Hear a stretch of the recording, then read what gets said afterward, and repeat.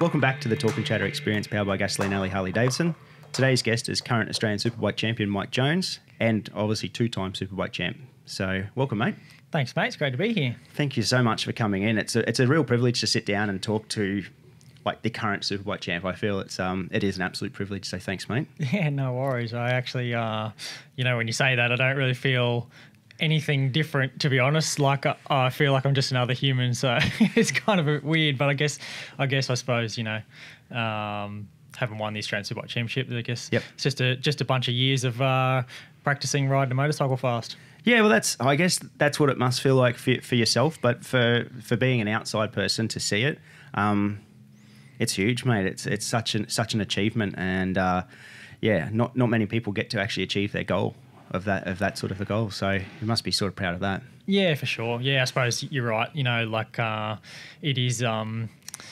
It's just a lot of years of practice, like I said, and there's a lot of hard work that goes into it too. So so it is a reward and an achievement. So you're definitely proud. Who is Mike Jones? I don't even know. Don't know myself. Just I'm 26 years old, racing for the Desmo Sport Ducati team. Yep. I'm essentially a professional athlete. Grown up riding motorbikes all my life. Mostly because of my father. He got me into riding when I was a little kid. So I think started on, like a push bike with training wheels before I could even walk. Damn. And on the motorbike on a Pee-wee 50 when I was about 3 years old. And rode dirt bikes as a kid, with my dad and my brother, but never sort of raced. Went to the racetrack one time and I absolutely hated it. I didn't enjoy it at all, which is really quite ironic. Was that dirt? Yeah, that was on the dirt. It wasn't until I was about, I think, 10 or 11 years old that I actually started on the Mini Moto, which was on the bitumen. Yep. On the Gold Coast and also at Archerfield.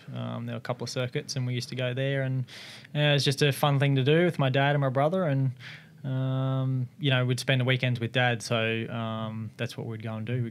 He'd take us to the track and go riding. Did your dad, Chris, obviously, did he race bikes or no? He never raced, but he's always had motorbikes. Yep. and rode on the street with his mates. Yep. Not really too sure. He always, I guess, enjoyed watching the racing. Watch GP and World Superbikes, but. He never raced. I don't really think that he ever went to the racetrack. It's funny that it come through, hey, to go to racing from not that pedigree of racing, I guess. Yeah, exactly. You see some riders, their fathers that have been interested in motorbikes, or they've been racing, Yep. And been good riders, at the racetrack. But Dad never raced. Yep. He's just always interested and passionate about it. He's still so bloody passionate about it. He's in, hey. He's full in. Yeah, he used to tell me, like when I was a kid growing up, like, you need to, live, eat and breathe motorbikes. And I do. I'm still doing it, but I don't think anyone does it more than he does. Yeah, that's crazy, eh? Like it's, you see him at the track, he's in. It's all chips in. Oh, absolutely, so, and obviously hands-on as well. It's not just being there. He works on the bikes and everything like that as well. Yeah, you can't get enough of it, and he's he's evolved from, taking me to the racetrack, as a kid to part of the way through.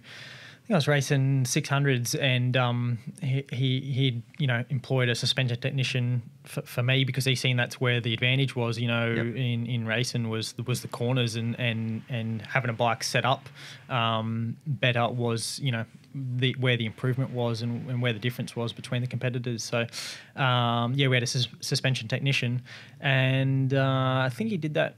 He might have had a suspension technician with us for a couple of years, but Dad said that he couldn't afford to continue having a suspension tech with us, and so his trade was fitter and turner, and so he decided to try and learn the suspension himself, and now he has his own suspension business. He's right. Wow, so that's how it evolved. Yeah, that's how. You were tied up with SW for a while, is that right? Hey, that's right. Yeah, so Stuart Winton from SW Racing. Yeah, we had him on board for I think it was a couple of years when I was racing 600, and it made a significant difference to my results, and But yeah, like I said, financially it wasn't feasible to continue doing that whilst I was racing 600s, and so Dad started to learn to do it himself. That's incredible. So he turned his hand to suspension, and now has obviously got a pretty well reliable and trusted setup suspension shop. Yeah, and yes, he's got his suspension shop, and he does a lot of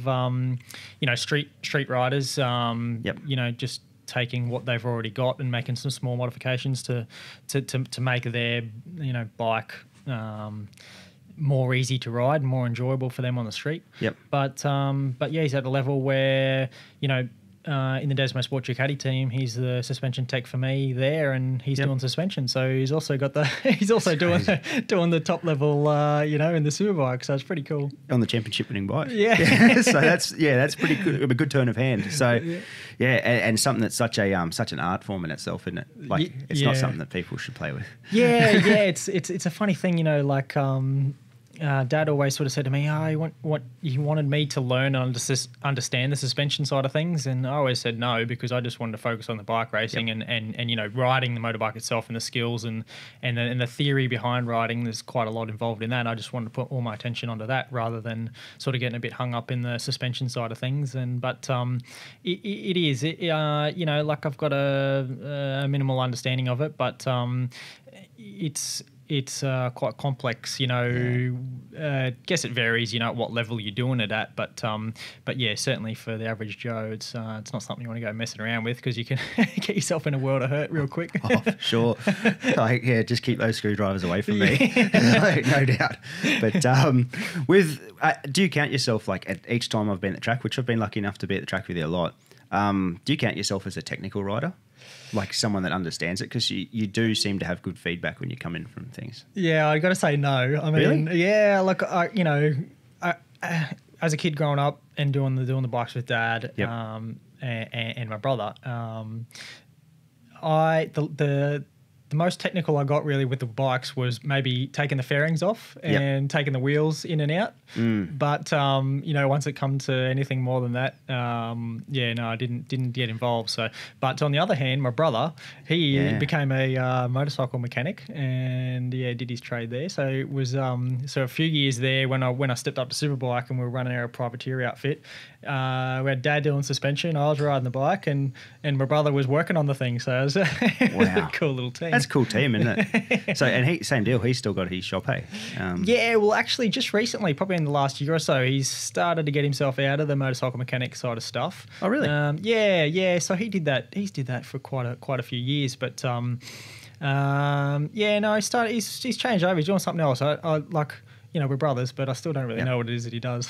Yeah, no, that happens. Especially when you're busy. And I guess at the moment we shouldn't say we're busy. But it happens. Yeah. But as a rider, though, the technical side of being a rider, that's something you refined a craft at, I guess, isn't it? Yeah. So I guess in terms of what you're getting at there with the feedback, because it's really important. In the Superbikes, we don't. The rules have changed over the years, and so now we're not really running telemetry on the bike. So that was a big thing, probably. It's a big thing in the World Championship, in GP and World Superbikes. The technicians rely a lot on the telemetry and the data electronically. But here in Australia, it's my job to ride the motorbike and get a feeling and a sensation for it. Yep. Give that sort of feedback. I'm trying to relay what I feel on the motorbike. I'm relaying that information in as much detail as possible to the technicians, both for the suspension, particularly the suspension side of things, but also for the electronic side of things. Now with the bikes, they've got so much electronic on the bike with the anti-wheelie and the engine brake and all the different things that they got on them. So it's my job to relay that back to the guys, and they'll make an adjustment based on what information I've given them. And then once they've made that change, that adjustment, I ride the bike again and give them more feedback and basically an evaluation of what the change has done to the motorbike. You can easily go down the wrong path if you don't know what it is that you want from the motorbike. You know, you got a clear idea what you're trying to achieve from the bike to let you as a rider do what you want to do with the bike to be fast on the track. Yep. So yeah, it's a complex thing. That's what I was saying to you before about trying to learn suspension, and you know, I wasn't really too interested. I just wanted to sort of stay focused on my riding, because it's a complex thing. You know, there's a lot to it, and there's a lot of theory behind it, and For sure. It also is it's almost like it's an innate thing, you know, like when it's something that you sort of learn, I guess, a little bit, but you've got to have it from when you're born. I think you got this sense of speed and you know what's going on with the motorbike, feel and speed, and absolutely. So mate, it's really important to have that feedback with the team. It's as I say, it's incredible to sort of sit back and watch, because, you know, I've been around bikes for a long time, been around a lot of racetracks, and to see you come in and some of the things that you do say in that, just with feedback, rider feedback, I have also seen the other side of it. It's like, I don't know what's going on. What do you think I should do? And that must be really hard for a crew, you know. So absolutely. And I you know, trying to recall, I can't really remember too many times when I've had to do that, like, you know, and because that's when you're stuck. Like when you don't know what's going on, you're not sure which direction to go, and you don't know what information to give to the team. You've got yourself in a world of hurt. I reckon you're you're at a bit of a stalemate there. You're like relying on those guys to just come up with something out of thin air. You know? Yeah, that'd be such a strange feeling. You know, everything stops. Yeah. So about 2005, I think it was, maybe 2007. I seen you down at Parklands. That would have been pretty much around the start, I guess, wouldn't it? Yeah, exactly. Yep. So Mini Moto, that was the first form of racing, really. Yeah, for me. So yeah, like I said, you know, I went from riding the dirt bikes, that was just for fun with my dad and my brother, and then it would have been 2005 was at Parklands on the Gold Coast, and that was on the Mini Moto. So that's where it all sort of kicked off. I think Dad surprised us both with the Mini Moto bikes and took us to the track, and we went riding. I was with my brother then as well. You know, we both went riding, and I can remember going to the track, and to be honest, I was probably I was scared more than anything. I you know, as a kid, I wasn't really like a very aggressive. I was like more laid back, and you know, this little bike, it had a centrifugal clutch on it. So like you have to have quite a lot of revs before the clutch will start to engage, and you'll start to actually get some acceleration from the bike. So I just remember sitting on this thing and trying to get the courage to get enough throttle on to bring the revs up enough before it would take off. And because they were noisy too. Like, because there's a whole lot of anger coming out. little 50cc or 40cc or 50cc two-stroke thing, and it was. It was quite scary, to be honest. I think I must have been about 10 or 11 years old. Was that good fun? Once you got past that part, was that good fun? Yeah, absolutely. Heaps of fun. It couldn't get me off the bike once I got going. I just loved riding around, and the competitive side of things probably started around then too. You know, like we were just not just doing like practice and riding around. We started to do some racing as well, and I suppose you get on the podium there, and then you want to stay there. Just keep going and going, because it used to have a massive turnout, hey? Absolutely, yeah. I mean, that period of time was incredible, because it just boomed all of a sudden. There was like I said, around that 2005, 2006, that period of time. I think they used to run it on a Saturday night, and they'd get like 100, 150 people at entrance for the event. Yeah. You imagine running just any event now and getting 150 people there. Yeah. Like, you know, whatever it is. But it's crazy to think. But yeah, it was good for spectators. Yeah. You could see everything from everywhere. It was and the rider, the rider lineups are awesome. Yeah. They were. It was pretty cool. I mean, like, I can remember being, you know, down there on a Saturday night, go-kart track. So I was, you know, like I said, small enough that you can see everything. So for the spectators, I remember people just turning up, out the driveway. You couldn't get in. Yep. And in terms of I know on one or two occasions there, I think even Casey Stoner and Christopher Mullen turned up to the track. So right. There was quite a bit of interest in it. Really, it was a pretty big thing. So it was really cool. And a lot of riders, obviously yourself being one, but a lot of riders use that as a breeding ground too at that time. Yeah, absolutely. I mean, there was a number of riders that progressed from the Mini Moto and moved into junior road racing,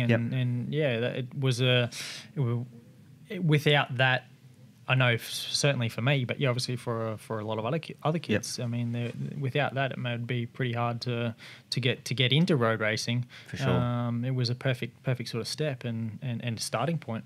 Did you? I don't know where you were sat with age and that, but did you do any of that MRDDA?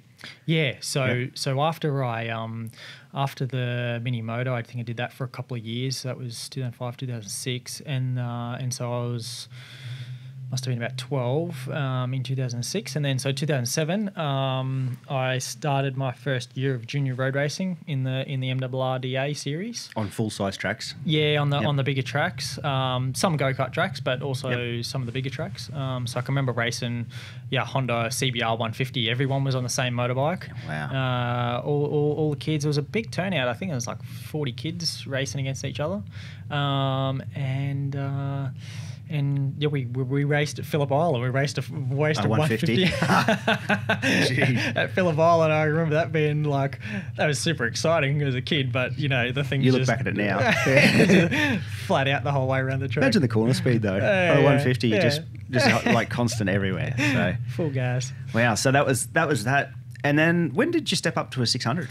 Well, in between the 150 and the 600, so I raced the 150s for 2 years. That was 2007. 2008, I won the MRRDA championship, which was classified as a national championship. And there was, the way that they had it set up was that there was like a few prizes for the top three. One option was to go and trial for the Red Bull Rookies Cup. Oh, was it? Yeah, so because it was a Red Bull event. I remember they had the big Red Bull thing as you go out the pits and stuff. So it was a Red Bull event, wasn't it? Yeah, they had Red Bull sponsorship and I'm trying to remember whether they had a few big sponsors that were making it happen. But yeah, Honda was heavily involved in it. Yep. Red Bull, I think Dragon Jeans at the time, maybe not as big, but a small part of the California Superbike school were involved to try and help nurture the kids and give some coaching. But yeah, anyway, Red Bull was involved, and so one of the prizes was to go and do the trial out for the Red Bull Rookies Cup. Another one was to go to Motegi in Japan, and I think you could compete in the Japanese one round of the Japanese championship on a Honda CBR 150 there. Wow. And the other prize was to race for, at the time it was MotoLogic Honda, the Superbike team. Yep. They were going to run at that point they were starting to go away from the 125 two-stroke and just starting to bring in the 250cc four-strokes to, which is now Moto 3. But at that point in time, I was just starting to sort of like come across in that category. So it was a Honda MD 250H is what they called it, but it was a Moriwaki frame with a CRF 250 engine, and so anyway, that was going to be, you could ride that essentially a factory bike with the MotoLogic Honda factory Superbike team, and so I because I won the championship, I had the option to sort of choose, and I decided to stay here in Australia and race with MotoLogic Honda on that the prototype 250, and I did one season with that in 2009. And that was I raced that bike. There was only a handful of other guys racing them at that time, but we raced them against the 125 two-strokes. So it was just another stepping stone onto something, a bigger bike from the 150 onto the 250, and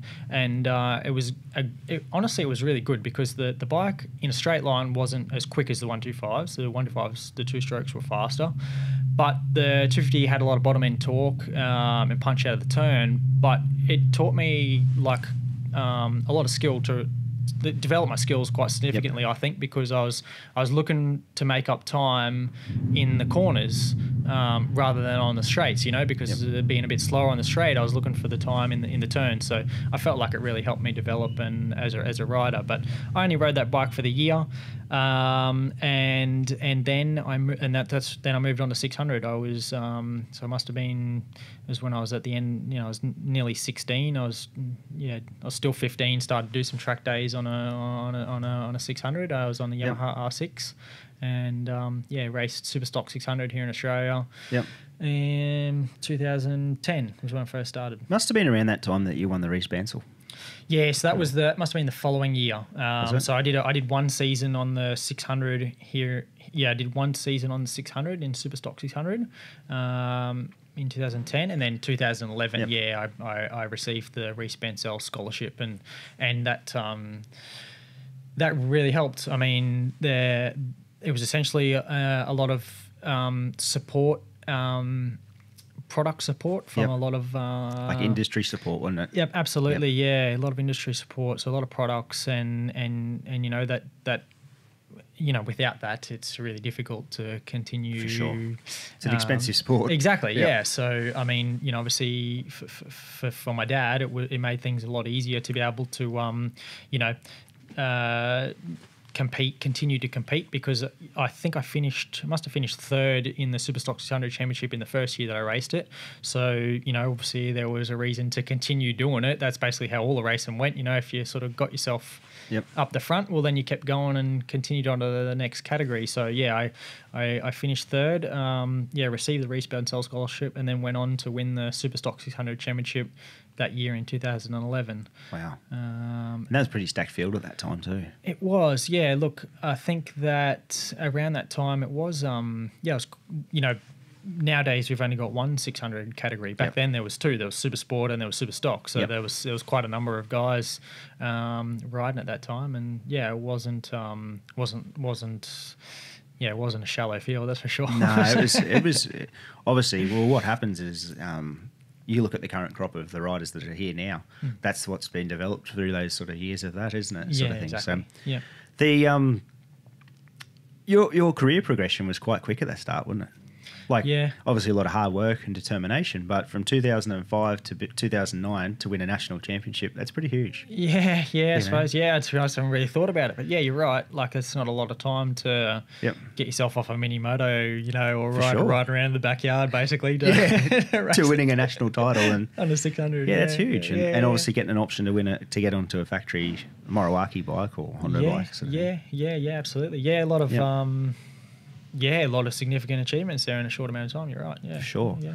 Where did the 46 come from? I was always a fan of Valentino Rossi. I mean, like when I was a kid, you know, So it was that? Yeah, absolutely. I mean, I as a kid, I watched the GP, and that was a time when Rossi was, you know, dominating. Yep. So I would sit at home and watch the GP races, and I see this guy winning all the races. Well, I want to be like him, you know? For sure. And it's like the next era now. Like, there'll be a lot of 93s. Yeah, it'll happen. Absolutely. So anyway, I've been a Valentino fan since I was a little kid, and the 46 has been there forever. And I, you know, been running it that long now that, and I've been able to run it that long, you know, because sometimes you can't. You move up to a different category and somebody's already running that number or whatever, but I've been running that number for so long now that I just keep using it. Yeah, it'd be like once you retire, mate, they'll probably retire it. Not because of Rossi, but I honestly thought it must have been, but it's just one of those things. You never know. Someone might have that's their lucky number or something like that. So,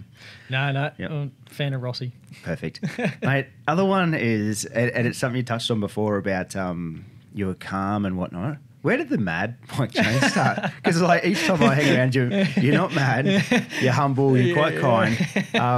So where did the mad part come from? So don't know if you remember the Crusty Demons. Yep. There's a fella in there named Mad Mike. Yeah. And he was driving in one of his shows. He was driving a 4-wheel drive around, and he rolls his 4-wheel drive over, and like all the other guys are standing around there, and the thing flips itself back up onto its wheels, and the window's all smashed in, and he sticks his window up on the he sticks his arm up on the smashed window and leans out to everyone and goes, "Rolled her over, bro." And I had my brother and I had this little go-kart, like a dirt cart with a roll cage on it.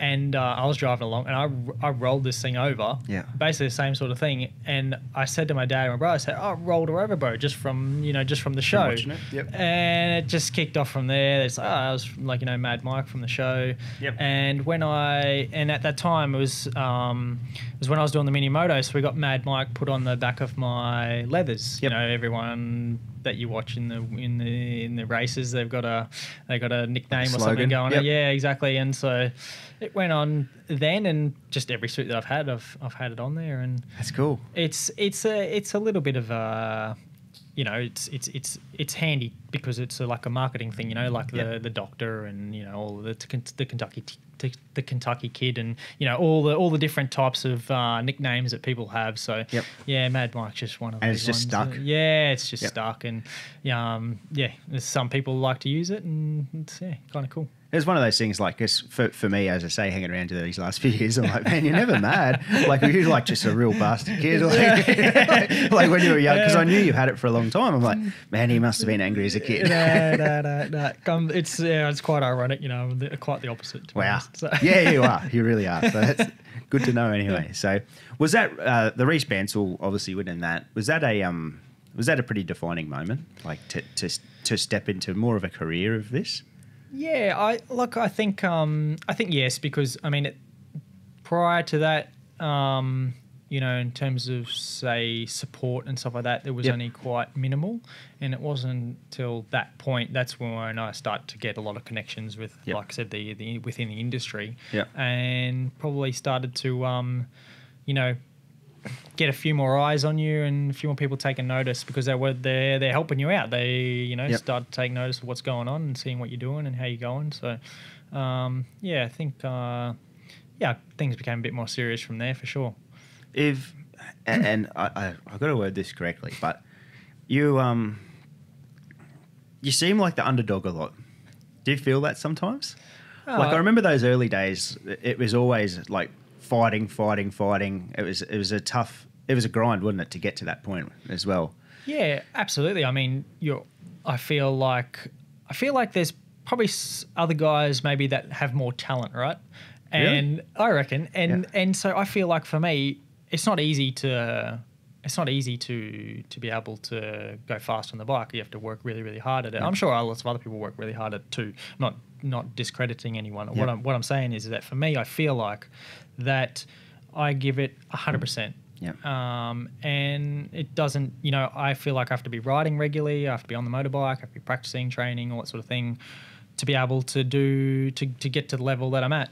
I think that there's a lot of hard work that goes into getting there. And I suppose in terms of the underdog side of things, I guess probably being a bit younger than, in the Superbike category now, like being a bit younger than the guys that have, that are there now and that they've been racing there for a little while. For sure. I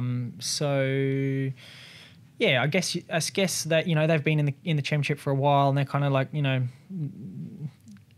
they're set there. You know what I mean? They've been racing there for a while, so it's kind of like they're the main guys, but you're sort of just coming through. You're younger, and you're the one taking it to them. So I can't believe you're 26. Yeah. I honestly can't believe you're 26. You've been around for so long already. It's pretty cool. But and I guess that sort of thing too. Like, and you don't have to say this, but you've got, say, Troy Herfoss, you've got Wayne Maxwell, who's two stalwarts of Superbikes currently. Yeah. Very strong personalities and incredible riders too. So it is a tough thing to get into, isn't it? Yeah, absolutely. I mean, they're probably the main two guys that you sort of comparing to, particularly. And obviously Josh Waters too, and Brian Starring. There's a lot of others as well, but yeah, for sure. Regularly, you have Herfoss and Maxwell. They're the guys at the front. They're the ones that are regularly at the front there, winning the races. So they're the main guys. But yeah, like I think Troy might be 30. 31, 32 or something. I Yep. think he's a few years older than me, and Maxwell's a few years older than Troy again. So even though being like 26, still quite young in the championship, really. And the youngest one probably in that top few that are challenging for those wins, I think. Consistently. Yeah. 100%. No, it's just one of those things. You as an outside, you look at it and you're just like, man, you just work. Yeah. You just work and work and working. So, how did you find last year's title opposed to the 15? 15, yeah. 15. How was it? Yeah, so I mean, 2015 was, the way back then, the way the championship was, we didn't have a lot of the big hitters there because there was politically, between the situation anyway, whatever. We had ASBK and we had FX. Yep. There were two sort of national championships running side by side, and you had most of the guys were racing in FX, and I was racing FX as well because I wanted to race the best guys. Yep. But I was also racing the ASBK, and so in that year, there wasn't the main guys racing there. I ended up winning the championship. I still competed in the FX and raced against the guys there, and towards the end of the year was starting to become more regularly at the front. And we had a round at Phillip Island, which is a support category to the MotoGP that year in 2015, and all the guys turned up for that. As a combined. Yep. Everybody was there, regardless of the FX and the ASBK. Everybody was there for that event, and I came away with a win on that weekend. So there was a lot of people who said, we just won the ASBK because nobody was there, the championship. But when I raced the guys that particular weekend, I was able to beat them. So for me, it was still a bit of merit to that. But obviously, last year, the championship, there was none of that. Everybody was racing ASBK. We had all the teams, all the guys, everyone was there. And come down to the wire there between myself and Herfoss, there was nothing easy about winning that championship, that's for sure. Yeah, one of the best bike races of the last decade. Or nail biting. I reckon. I still watch it now. It's bloody awesome. Yeah. Yeah, it was. If anyone listening, just go back and watch it because that was nail biting. And I don't know your relationship with Troy, but competitor and a half like Troy Herfoss, it's not someone you want to be battling with either, I guess. No, I mean, anybody you want to be going, you don't want to be going up against Troy Herfoss. No, and that was incredible. Yeah, no, look, it was so last year, obviously, like I said, meant a lot, and even better, it came down to the last race of the year. Between myself and Troy Herfoss, and it was whoever won that race won the championship, and that's what you want. That's sure. That's what you want. You want a show at the end. All the fans want that, and and it was a show and a half, and you won. Yeah.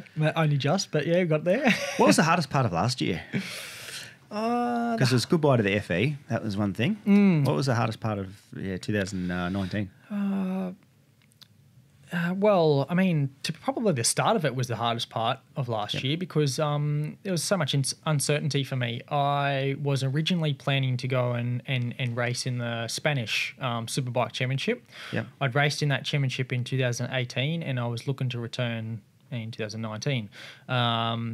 And I'd organised a deal with a team there to go and do it. And I raced the first round of the Australian Superbike Championship at Phillip Island on a privateer Kawasaki with a few people that were key people that were helping me out. And that was just as keep me on the bike. Like I said, you need to be riding as regularly as you can. So it was just a good bit of riding to do and a race meet to get done before I headed over to race in Spain. And that same weekend, Troy Bayliss was racing the Desmo Sport Ducati Panigale 1299. And he crashed that weekend and injured himself. So they asked me to do a test on the bike for them at Wakefield Park because Troy was injured. They just wanted to get some laps on the bike and sort of just keep working on settings and stuff so that way when Troy come back to ride it, the bike was sort of set up for Wakefield. So I went and did that, and then I was planning to head over to Spain after this and go and start the championship over there. But Troy went to go do another test on the. He went to go do a test on the bike, and he realised he wasn't fit enough to ride the bike, and it was going to be too close to the next round of the championship that he wasn't going to be able to make it. So, he would have missed the first round of the championship because he got injured there, and he would have missed the second round of the championship because he was still injured. And they asked me, they said, we want you to ride the motorbike for the rest of the year. And probably the hardest thing that I've ever had to do, I had a commitment with the team over in the Spanish championship. Wow. And I was presented an opportunity here and I had to weigh it up. And basically in my mind, I was like, well, it kind of doesn't really matter where I'm racing in the world.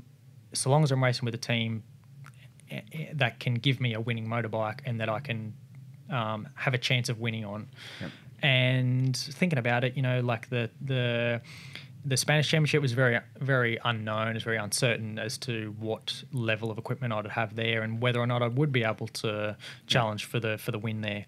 So I decided that, I thought that it was possible to win here with the Desmond Sport Ducati team, and I made the decision to stay here and race. So, that was probably the hardest part of last year was making that choice. To be honest, I didn't know that was like that at the time. Hey, yeah. No, look, it was, it happened pretty quickly. I can't even remember exactly, but I just know that I was supposed to be flying out of Brisbane Airport to go to Spain, and it was that day that I had to make the decision whether I was going or not, and decided to stay here. And as it turns out, it was a good choice. That's huge. Hey, did you gel with it straight away at Wakefield?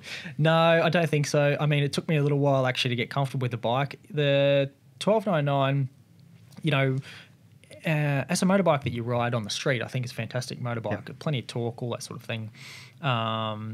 Incredible sound, all that sort of stuff. It's a sensational motorbike. When you're trying to extract the most out of it on the racetrack and find the last couple of tenths, it's actually a bit of an animal to ride, and I found it quite difficult to sort of like get my head around it a little bit. Yep. Having just spent a season in Spain the previous year on a Kawasaki ZX10, and even just doing the race at Phillip Island for round one of the championship, then having to jump on the 1299 twin cylinder bike, it's a big shock, there's such a difference in those two motorbikes. It took me a little while. It took a little while because I was, not only was I trying to get used to the motorbike, but I was also trying to build a relationship with Paul Free, who was the technician in the team last year. So that doesn't just happen straight away, and it took up until I think we were doing some testing out at Morgan Park, which is our sort of local track, and that was just before the Morgan Park round of the championship last year. It wasn't until then that I really started to feel good on the motorbike, and the second half of the season was quite strong, and I think that showed just how well I gelled with the bike. It's same thing. Looking from the outside, you see super comfy, this is that, but so it was a tough start. Yeah, I mean, like the results at Wakefield was, all things considered, was actually a reasonable result. I think I've finished in the top 5 there. And that's a reasonably good result. We went on to the next round and raced at the Bend in Adelaide in South Australia. Again, another good string of results there. I think I finished on the podium. That weekend was actually kind of exciting for me because I knew that I didn't feel that great on the bike. Yeah, right. But my results had improved from Wakefield to the Bend, and the results were quite good. So I was like, well, if I can just get a little bit better feeling with this motorbike and actually start to get comfy on it, I truly believed that I could win. So, and that's what happened. We started to get that feeling once we did that testing out at Morgan Park. So, and your Morgan, like without jinxing you, your Morgan Park record's pretty good. Yeah, we had a good run out there. I've grown up doing a lot of racing out there, know the track quite well. And so it's a good place to practice because every rut. It's sort of like a motocross track in parts, but every part of it too. So if you're going to go doing mass changes to get comfortable, it's probably a good place to do it, isn't it? Yeah, absolutely. Yeah, on a track where you're not, at a place where you're not thinking about anything else but just the motorbike. Yep. I know I can ride around that track with so much experience. So yeah, Yep. you just focus on the changes to the bike, and that was it. And yeah, so it made a big difference. How's the Bento ride? Oh, really enjoyable. Is it? Yeah, I really like it. Hey, it's very different to a lot of the other tracks. It's got a lot of open sections to it. Yep. But the way the corners are designed, they're it's a bit strange in that they kind of come back on themselves. So, typical corner sort of, opens up on the exit. Yep. These turns type of close up on the exit. So it's Well, like a interesting double way apex. Yeah, So- style of thing. So, the tricky thing about that track really for us is that because the surface has been quite new, it's quite aggressive on the tyres. So we'd only get a handful of laps in before we'd start to struggle with grip on the bike, and the tyres wouldn't last very long. So that was probably the biggest thing, because you want to try and get in as many in a new track, that you've not really ridden on before, Yep. being so new. You want to do as many laps as you can, but we're kind of limited to how many laps you could do Because the tyres. it'll just chew the tyres up. And they're long laps too, aren't they? It's a fair size track. It's a big track, so I remember the lap time being around like a 1 minute 55 roughly. Damn, that's a big So lap. it's a big lap. And 18, I think it's 18 corners or something like that too. Yeah, 18 yeah, or 19 yeah, corners. yeah. A lot of time on the side. That was the Time. thing. Yeah, a lot of time on the side of the tyre. So quite aggressive on the tyres. But yeah, incredible layout. Really, really cool. It's got such a long front straight on it. Lots of elevation change, and that's probably the fun thing. That's the most fun, is having some elevation change. I enjoy that a lot. Yeah, for sure. That's something that every track needs. Like, it'd be nice to see somewhere. We've got Morgan Park, which does have a bit of elevation change, and it's a good facility. But it'd be nice to have a private investment like that in Queensland. Yeah, That's absolutely. an incredible place. So We just need to drag that up here, and we'll be right. yeah, copy paste. Yeah. So that'd be perfect. How many years did you do overseas? So my first run overseas was I'm trying to remember what year it was. 2013, I think it was. I ran over and raced. So that was back when I was racing 600s. I went and raced in the European Superstock 600 Yep. Championship. I'd done a couple of wild cards at the end of 2012. I think I went to Nürburgring in Germany and Portimao in Portugal. Had a couple of wild cards there, so had some reasonable results. I think I finished fifth. I think fifth or sixth in the first wild card at Nürburgring, and the second one I was running about fourth. I think I didn't finish the race. I crashed, but I was running about fourth when I came off. So that prompted me to head over and do the championship, have a crack at the championship in 2013. But I as is the case, I think you see a lot of young riders head over there. There's always sponsorship wise, it's quite a tricky situation, and I didn't end up finishing the season off over there, and only did half the year, and ended up coming back to Australia. But I had another opportunity to go back overseas. Once I'd raced for the Desmo Sport Ducati team and Troy Bayliss in 2016, raced the bike with them here, and Troy helped organise with the Aruba Ducati team to run in the Superstock 1000, European Superstock 1000 Championship. So that was 2017. Went raced in the European Superstock 1000 Championship, raced for the Aruba Ducati team, and I finished. I think I finished fifth that year in the championship, which That's was huge. I thought was a fairly decent effort.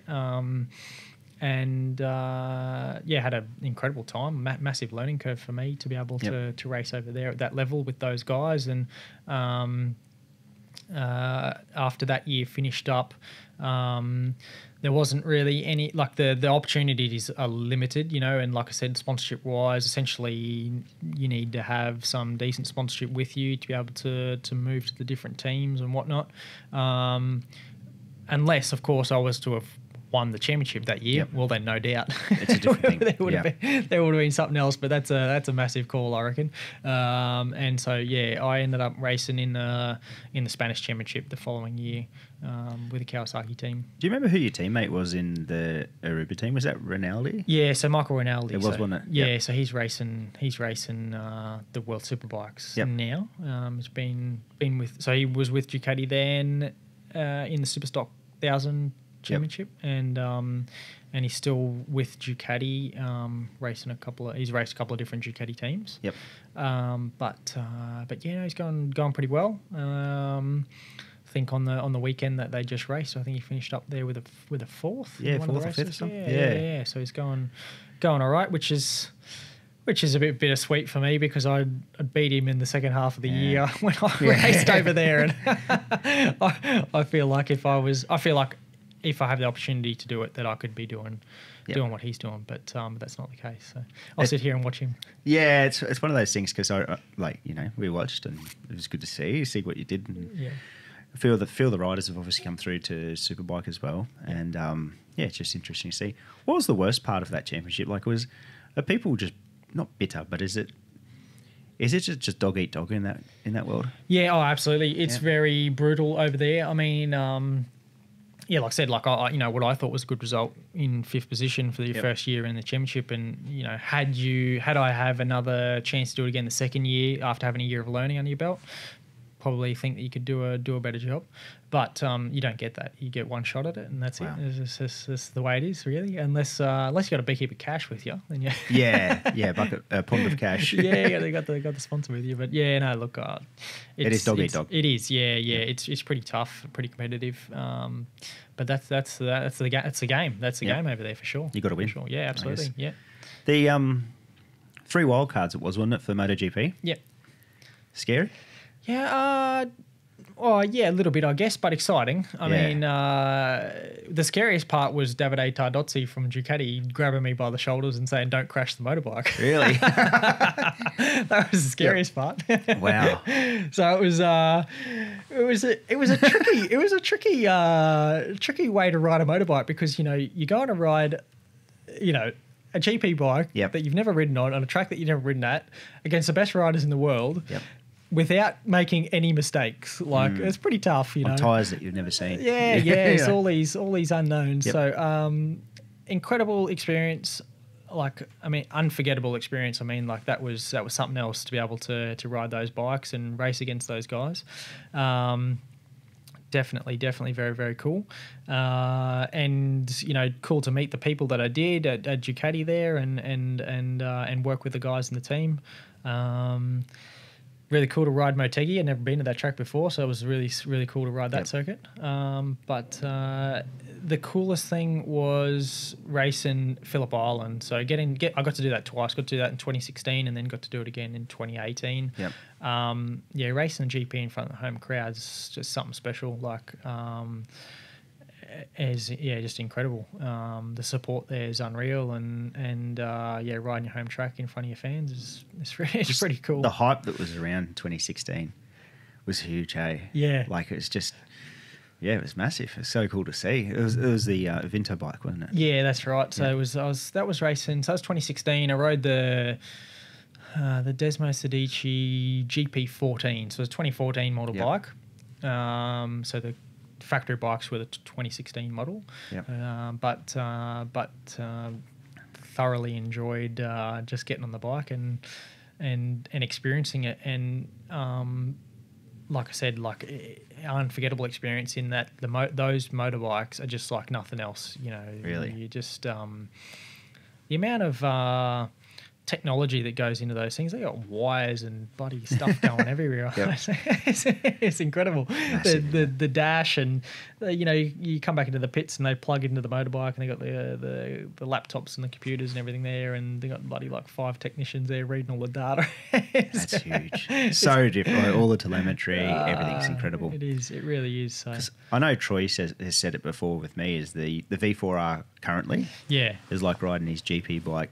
Maybe 2005, 2000, like in technology wise. Yeah, yep. It's crazy, hey. Yeah, it really is. The amount of technology that's on these bikes. Yeah, it's unreal. I mean, electronics wise, there's just so much development the bikes, and they're continuously updating it, refining it, and making it better. So I think from a rider's point of view on the street, it's good because it makes riding the bike a lot safer. Yep. Gives you a lot more control with the motorbike, and you kind of probably need that because the engines have developed so much and they're making so much more horsepower nowadays. Yep. That without those electronic assistance, it can be quite dangerous. So it's kind of necessary, isn't it? You got 230 horsepower at a factory bike nearly now. It's incredible. Yeah, it really is. So for the average Joe on the street, that rides in the wet or bumpy, rocky roads that we have in Australia, it's one of those things. Was your experience overseas something you did enjoy? Yeah, well, I mean, a little bit of both ways, to be honest with you, because I enjoyed it because I was doing what I loved, in that I was racing motorbikes against stiff competition at a high level. So as that competitor, it's obviously a real good goal. Absolutely, Yep. yeah. I mean, for me, it was a massive achievement to be able to go over there and do that race. The thing that I didn't enjoy and found very, very difficult was living and being out of your comfort zone. Being away from home, basically. Yep. When you grow up here, you grow up in the paddock. Everyone. You speak the language. You can say g'day to anybody, and everybody always says g'day back to you, and you have a chat and whatnot. But over there, you kind of just are on your own, really. There's English is spoken over. A lot of people speak English there, but not very well. And so to have the conversation like how we're having now, you don't get to have that with people over there. So that was a big thing, not being able to I guess build that relationship with people, and you just feel a little bit isolated, and you kind of just doing it on your own. It's quite tough. It was quite difficult, and especially in a situation where it's at that point it's not just for fun. Like, it's the results have to come, you know what I mean? And you're I experienced a lot of pressure from Ducati in terms of getting results, and that's something that I hadn't really experienced before. I was always going racing was fun, and if you got a result, well, that was great, but if you didn't, well, it wasn't the end of the world. Whereas over there, it was kind of like, if you don't get a result, well, you're not going to be racing here anymore. So you kind of need to go good. That'd be so different. Eh? Yeah, just a different. It affects your mindset, and that was definitely a hard part about it. Yeah. What were some of the favourite tracks? Well, my favourite track over there is Portimao in Portugal. Yeah, right. The most undulating track I've ever experienced. It's like I relate it to like being on a roller coaster. Really? Like it's unreal. Like the drop. Like you come up and over a crest, and the rate that it drops away at, like you almost nearly get air off the thing. Like, is that like into that downhill chicane? No, I think that might be one you're thinking. I might be in. Is that not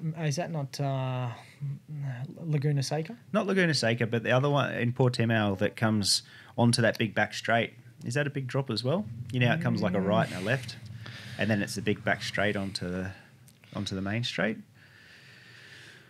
No. I'm just trying to think. I think I know. I actually think I know what you're talking about. Yeah, coming down a right hand, and you peel into a left hand. Then you peel into a left, and then you back onto the back. It's a really long back straight. Yeah. And then you're right. Off into left. Is that a big undulation or not? It is. Yeah, it is as massive. well. Yeah, absolutely. Yeah. I mean, the whole track's full of it, but that's one particular place that's actually really. So that whole same deal. Watch on TV, it's very hard to tell. Yeah. So it is very undulating. Yeah, absolutely. Yep. I mean, I can remember taking photos of standing on it, because you can sort of get an idea of how much you're leaning, you know what I mean, in relation to the ground.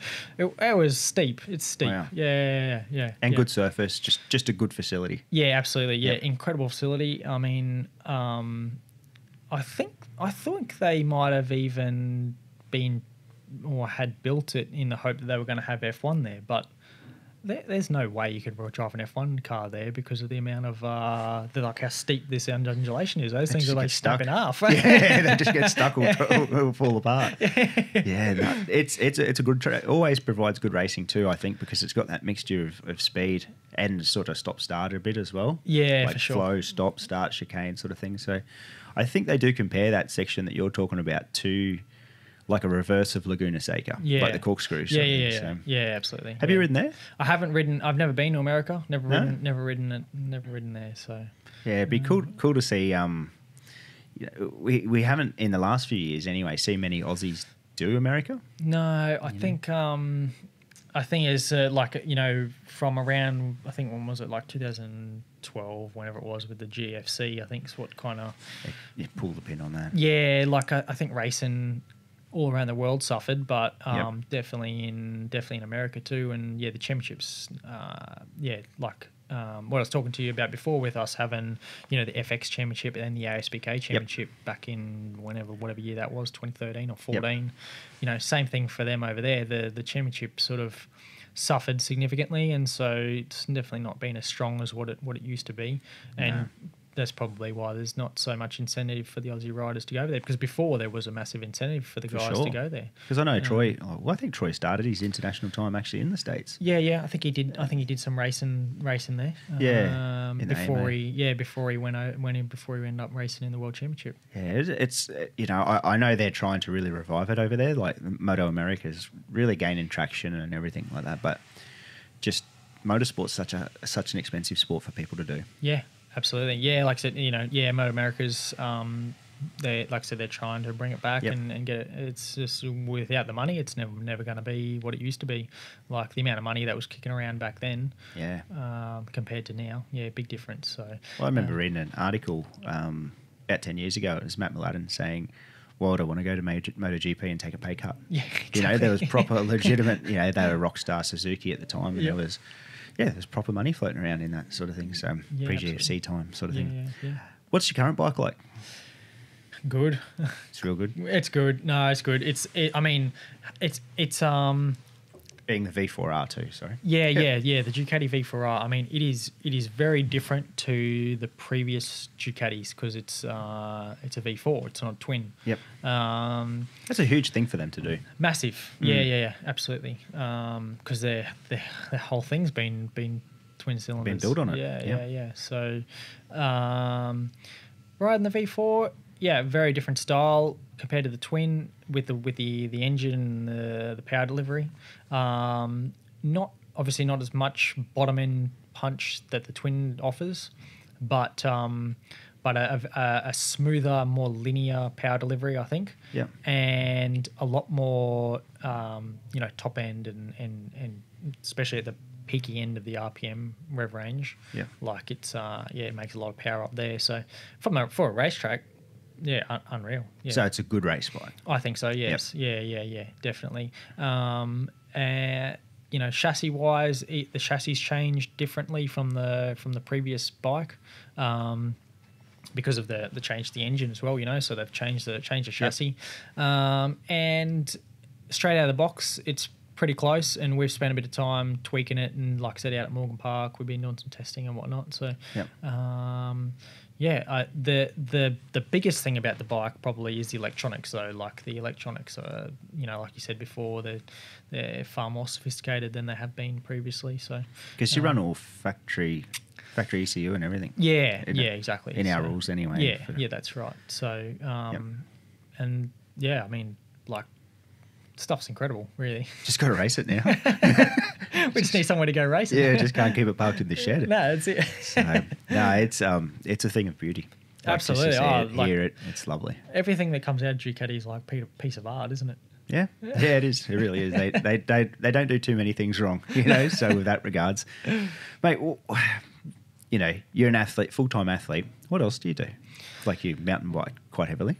Yeah, so I mean, when we've been racing, my job is to be fit and ready to go and race the motorbike. Yep. And in a season, you're racing, relatively regularly. You're on the bike testing regularly. So in between that, I do a lot on the bicycle, both on the road and the mountain bike. Yep. a bit of gym work as well. But yeah, ultimately the goal is to be fit and ready to fight as best you can on the motorbike. But at the moment, with no racing going on and so much uncertainty, really,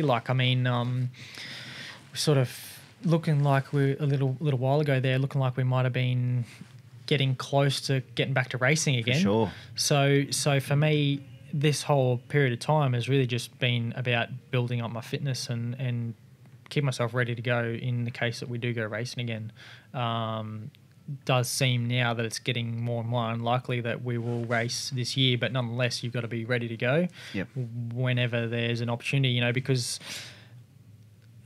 in my experience, opportunities just come out of thin air. They don't, you know what I mean? They don't just, it's not like you get a build up to it and it's like, oh, all right, I can get ready now. It's just like, all right, we've got to go now. Yep. So for me, being an athlete, being a competitor, I've just been focused on trying to keep myself ready to go just in case anything does happen. Yep. So far, nothing has happened really. Like I said, we've done some testing, but that's about it. But no, honestly, apart from that, not much else. I ride my bicycle quite regularly. What sort of Ks do you do a week on a road cycle? Well, in a peak? Yeah. Because I'm doing a bit on the road bike and the mountain bike as well, the Ks are a little bit less. When I focus purely on the road bike, I do anywhere between 400 and 500 Ks in a week. Yep. With the mountain bike as well, sort of more like 300. You can't ride the mountain bike for 300 mountain bike Ks a week. No, well, not just mountain bike. That's a mixture of the two. Yep. Yeah, I do a bit on the road and a bit on the mountain bike, but yeah, you can't ride. You can. I base it more on hours really for the week, because the mountain bike you can't. You're not going as fast. You can't ride it as far as you can on a road bike. Yep. So distance is a little bit irrelevant in that regard. But yeah, nonetheless, there's still a few Ks you get done. And oh mate, yeah. Well, we're talking before the show. You did a mountain bike race on the weekend. Yeah, so that's probably my first proper mountain bike race. So just local to me at the Daisy Hill trails, the 4 hour mountain bike race.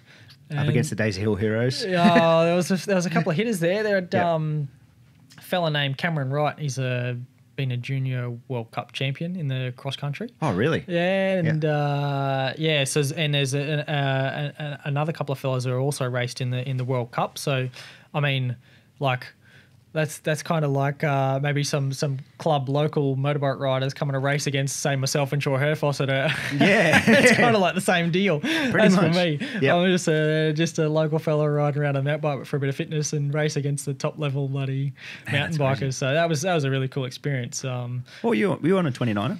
Yeah, so I run a 29er, dual suspension. Yep. It's the brand's actually, it's KHS. They're not very familiar here in Australia. What are they? But I do some riding and some stuff with the California Superbike School in Taiwan. So I'm over in Taiwan for training. It's so for me, I'm over there with the California Superbike School. There's other riders there who are in Taiwan who are being trained, and I'm there part of that event. But when I was in Taiwan, all the bike factories are there. The bicycle factories are in. They all come from Taiwan. So I managed to start speaking to a few of the guys there, and spoke to the guys at KHS, and they do a bunch of different stuff for mostly for family oriented stuff, so kids bikes, and they're starting to get into the e-bike side of things. Yep. But yeah, they're into the mountain bikes as well, and their road cycles. So. Yeah, been testing out one of their mountain bikes for a bit. Really? It's been good. That's good. Yeah, I reckon it's unreal. Because I know for pretty sure Specialized, Merida, which is part of, I think Merida actually builds most brands. Yeah. I think their factory does a lot there. It's kind of interesting to see what's based out of there. Yeah. It's actually. I was quite surprised, to be honest with you. You sort of think, you see all these big brand name bicycles and how fancy they are, basically. Yep. And when I was in Taiwan, you go to the factory and you're like, it's just like a big shed, really. Wow, is that right? So you went to the factory and everything? I went to the factory there. It's not as not as glamorous. Not as glamorous as you might think it might be, So yeah, it's quite cool though to see that level of bicycle come out from that place. Yeah, it's quite cool. And without telling the brands, one factory? A lot of them coming from. Yeah, It is? yeah, that is, yeah, exactly. You get one factory making it, and they just Powder-coat different, change yeah, stickers? yeah, different stickers on them. Wow, it's like loaves of bread. It's it's interesting. You sort of suspect it, but you don't know it. Yeah, So, for sure, until you see it. Yeah, absolutely. That's cool. Yeah. And are you a runner? I've done a little bit of running here and there, but I don't know. I prefer the bicycle. I Yep, prefer riding that's the your thing. bicycle. Yeah, enjoy riding the bicycle. Cool. For me, it's 2 wheels. It's 2 wheels. Yeah. You can't beat 2 wheels. No, the mountain bike's the closest thing currently there is to having, a motorbike. Yeah, look, you know what I find really good about the mountain bike as fitness training is that it's the level of focus you've got to have whilst you're at near max exhaustion. So when you're racing the motorbike, like obviously you have to be really switched on as to what's going on because you're traveling at 200-300 k's an hour. And some people probably don't realise, but it's quite a lot of hard work riding a motorbike around with the forces involved, with the braking and the cornering forces. So yeah, you're working. Like my max heart rate's like I think my max heart rate for my body is like about 200, and on the motorbike I'll be doing 180, 190 beats a minute. Like really, yeah, it's quite high. Yeah. So you're working pretty hard, for 20, 30 minutes. And on the mountain bike, it's the same sort of thing. You can achieve that level of physical exertion, but you've got to be switched on because you're on the dirt and you're riding, feeling for traction, and you try not to crash into the trees or run off the track. So there's quite a lot going on, and very similar sort of level of focus that you do have in a motorbike. Different speed, different thing, but it's the same exertion. Similar principle, yeah. Especially when you're trying to get Strava. Of course, yeah. You want to get the com on Strava. Yeah, that's it. Have you got any? I've been into Daisy Hill a bit lately, so yeah, I've been ripping around there. Awesome. Yeah. 15 years of racing, just about. Well, it actually is. Who's been your toughest competitor? Well, yeah, I mean, is there any standouts? Yeah, Troy Herfoss. I think that's probably the most relatable one at the moment because of the at the top level of Australian racing now. Yep. And yeah, I think Troy. He's an athlete, but it's more what goes on in your head really as to that. I think that's more the determining factor for me. Yep. Like you need to want it, and when you see him ride and when he races, he's pretty strong. He's always having a go, and he's a very determined sort of fella. So yeah, I think Troy's probably the most. Yep.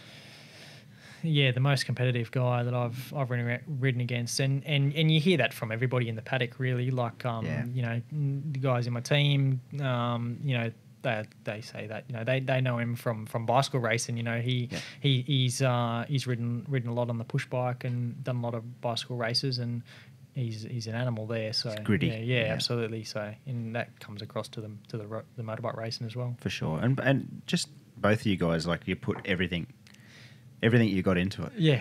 Yeah, absolutely. Yeah, I mean, for him, that's the thing. Like, he's the same as me. He's racing motorbikes. That's just what he does, and he's determined and committed to doing the best he can. For sure. That was probably who I thought you may say, and you can see why. It's just he's a competitor. Yeah, absolutely. Tough as bloody nails. Absolutely. About 2007, I was doing Supermoto, and he overtook me at 200 kilometres an hour, and he was on the factory Husqvarna at the time, and it's just like, man, this guy's going to go a long way. Yeah, absolutely. He's an incredible competitor. Yeah, for sure. Mate, what else do we see out of you for the rest of the year? Hopefully we get back to racing. That's one of the main things, I guess. We don't know what's happening. July 18 was a soft date for Phillip Island. That got canned. So what else? What are you going to do? Just train and just wait? Yeah, look, I mean, at the moment, I'm in a position where, like I said, I'm still committed to keeping myself ready to go for the racing. Yep. Like we're hoping that we can. Like I said, I do think it's unlikely though that we'll see a national thing. Yep. National thing go ahead. But there's some club racing going on. There's possibility that maybe we'll head out there and do some of the club races. Be a bit of fun and just a little bit of racing and you know, a little bit more development with the bike. Good for the sport too. Yeah, of course. Have a national champion come out to club racing is a good thing. Yeah, I think so. I mean, it builds a bit of excitement and shows some of the guys there the level of the bikes and stuff, and that'd be cool.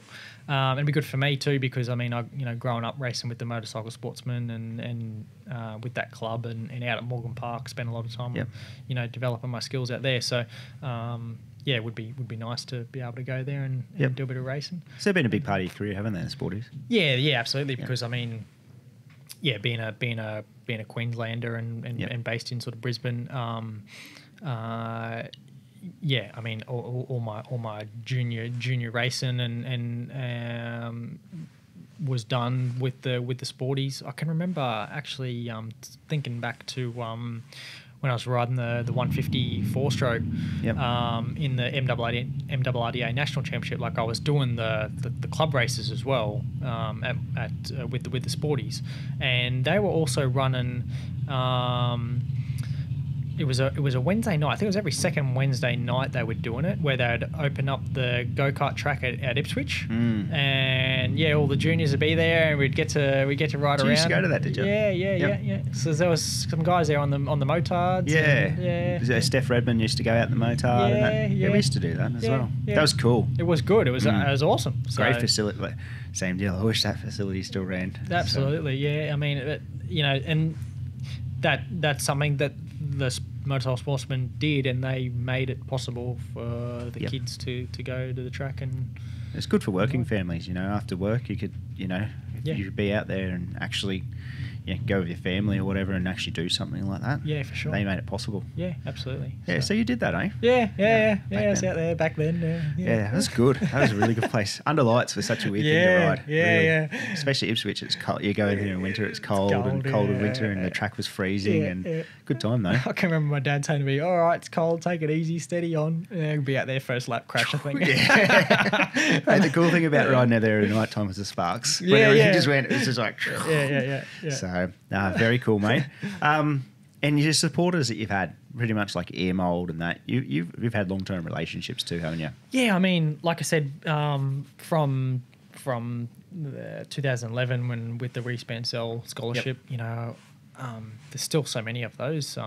Stayed the whole time. Yeah, like I mean, obviously in there's been breaks in between because I've gone over and done the stuff overseas and whatnot, but I mean those relationships are still there, and since I've come back and raced racing here in Australia, like sort of rekindle those and back on board with those guys. So yeah, there's been a lot of support over the years. I mean, like I said, with motorsport, it's expensive, and there's no way you can do it without the help of so many people and so many businesses and products, and so for me, it's been a massive help, and a lot of relationships gained over the years. It's been not just about the racing, that's for sure. There's more to it than that. So it's been 100%. Good. Yeah. Well, mate, as I said at the start, it's a privilege to have the current champion. So thank you so much for your time. And mate, 26, you've got another 20 years of this to go yet. There's many more championships to come. So yeah, thanks for coming, mate. No, thanks for having me on. I really appreciate it, and look forward to seeing you again soon.